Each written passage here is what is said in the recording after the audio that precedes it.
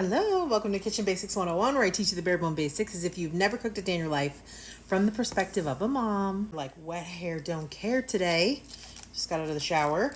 I am going to roast a cabbage.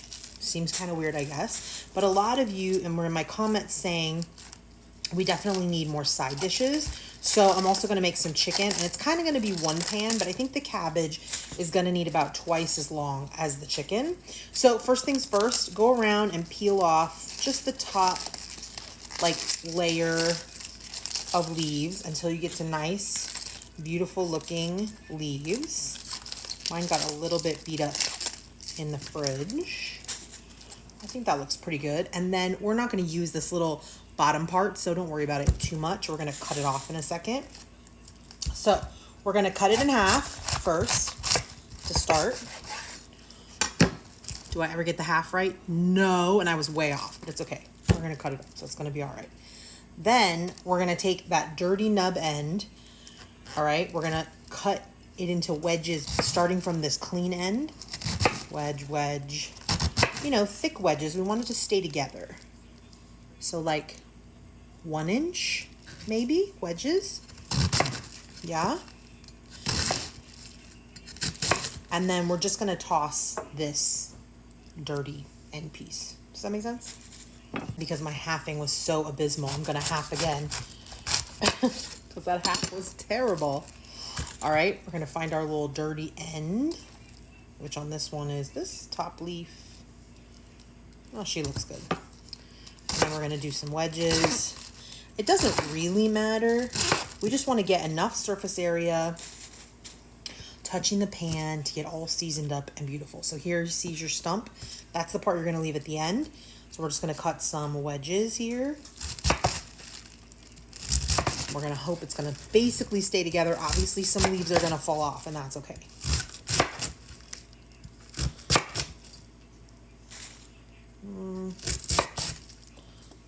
Get some of that woody bit. You can do it loose like this. You can break it up into loose chunks like this, or you can leave them in their wedges and put them wedge side down onto the paper. It's totally up to you. It doesn't really matter. If you leave them in wedges, maybe that's a pretty presentation, but it's going to cook up the same, maybe even quicker with more crispy bits if you made it loose instead of in the wedges. But I'm going to try to keep mine in wedges if I can. I take my favorite olive oil, not sponsored, just love, and we're going to drizzle. I think I got some on me. The top of each guy. We want it to get crispy. If you add no oil, you will get no crisp, okay? Then we're going to keep it super simple, and we're just going to do salt, and we're going to do pepper. We're going to flip them over. We're going to do the same thing on the other side. Doesn't always have to be complicated.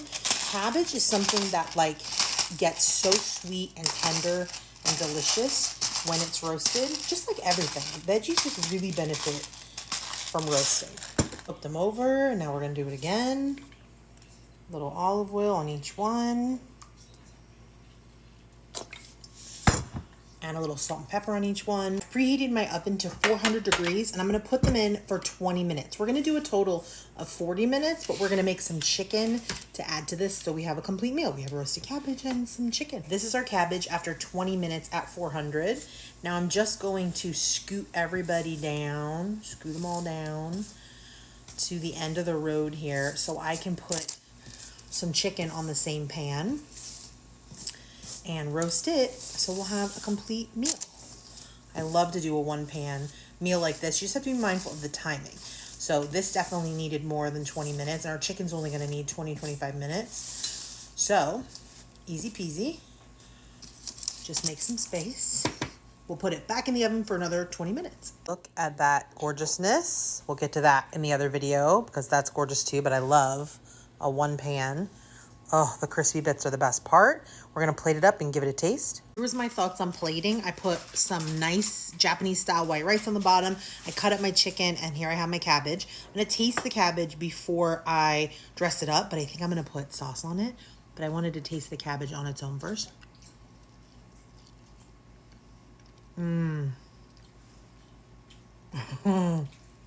So good. It's like tender, salty, kind of like a roasted Brussels sprout, but sweeter, milder, less bitter. Totally delicious. I could think of a dozen ways you could like dress that up. Make like a butter sauce. You could make a sweet maple syrup sauce. You could do a garlic sauce. You could do tahini. So many great options. Okay, that was delicious. I hope you make it. Then I'm going to go to the other video to try the chicken.